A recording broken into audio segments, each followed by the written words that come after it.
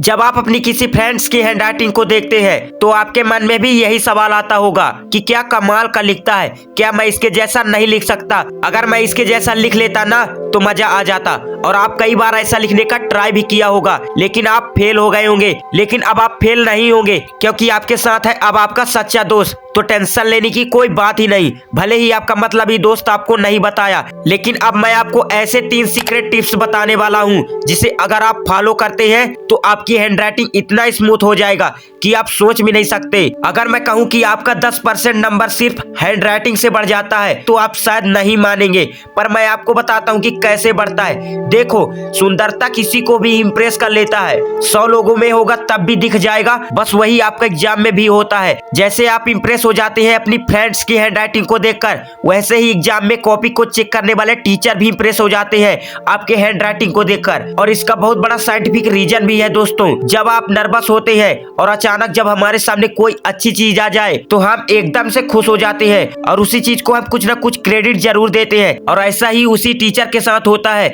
जो हमारे exam copy को चेक कर रहे होते हैं। जब आप कॉपी को चेक कर रहे होते हैं तो उनके सामने कई प्रकार की हैंडराइटिंग आता है, बहुत गंदा भी और बहुत अच्छा भी, और कुछ तो बहुत ही अच्छा आता है। और जैसे बेस्ट हैंडराइटिंग आता है टीचर एकदम से खुश हो जाते हैं कि क्या कमाल का लिखा है। और जब टीचर खुश हो जाए तो फुल मार्क्स देना बनता है। और इंसान की फितरत भी है कि अच्छी चीजों को नकार नहीं सकता। इसीलिए दोस्त, बेस्ट हैंडराइटिंग है तो नंबर भी बहुत कम कटता है, और वही खराब हैंडराइटिंग है तो 5 नंबर की जगह 3 नंबर ही मिलेगा, 2 नंबर ही मिलेगा। तो दोस्त, ये रहा बेस्ट हैंडराइटिंग के साथ नंबर का खेल। अब हम आपको बताते हैं, अब हम बात करते हैं कि हैंडराइटिंग को सुधारे कैसे। नंबर 1, पेन को पकड़ने का तरीका क्या है। दोस्त, हर स्टूडेंट का पेन का पकड़ने का तरीका अलग है, पर हैंडराइटिंग सबसे ज्यादा खराब तभी होता है जब हमारा पेन का पकड़ने का तरीका गलत होता है। दोस्त, आप किसी भी प्रकार से पेन को पकड़े, पर पेन पर आपको ज्यादा प्रेशर नहीं डालना है। अगर आप पेन पर ज्यादा प्रेशर डालते हैं तो 80% चांस है कि आपका हैंडराइटिंग नहीं सुधरेगा, क्योंकि प्रेशर डालकर लिखने पर उसका निशान अगले पेज भर भी उगता है और इससे अगला पेज भी प्रभावित होता है। इससे हाथ बहुत जल्दी थक जाता है और हाथ में दर्द होने लगता है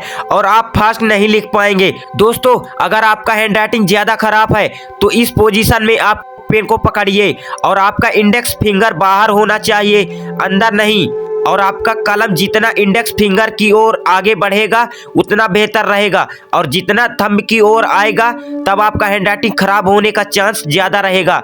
दोस्त, कलम को पकड़ने का पोजीशन नोट कर लीजिए और कलम पर प्रेशर ज्यादा मत डालिए। नंबर 2, 2 शब्दों के बीच में गैप रखें। 2 शब्दों के बीच में गैप इसलिए जरूरी है क्योंकि इससे आपका हैंडराइटिंग स्मूथ दिखता है, और 2 शब्दों के बीच में कम गैप भी ना रखें क्योंकि इससे आपका हैंडराइटिंग स्मूथ दिखता है। और 2 शब्दों के बीच में कम गैप भी ना रखें और ज्यादा भी ना रखें, और जितना हो सके हर शब्दों को बराबर लिखने की कोशिश करें। नंबर 3, लिखने का ज्यादा प्रैक्टिस करें। दोस्त, किसी भी काम में जब तक हम प्रैक्टिस नहीं करते तब तक हम उसमें परफेक्ट नहीं बन सकते। दोस्त, आप जितना लिखेंगे उतना ही आपका हैंडराइटिंग बेहतर होते जाएगा और फास्ट लिखने का हैबिट भी बन जाएगा, आपको एग्जाम में बहुत काम आएगा। तो दोस्तों, तीनों टिप्स को फॉलो करिए और देखें कि आपकी हैंडराइटिंग कितना जल्दी सुधर जाता है। कैसा लगा वीडियो दोस्तों, कमेंट में जरूर बताइएगा।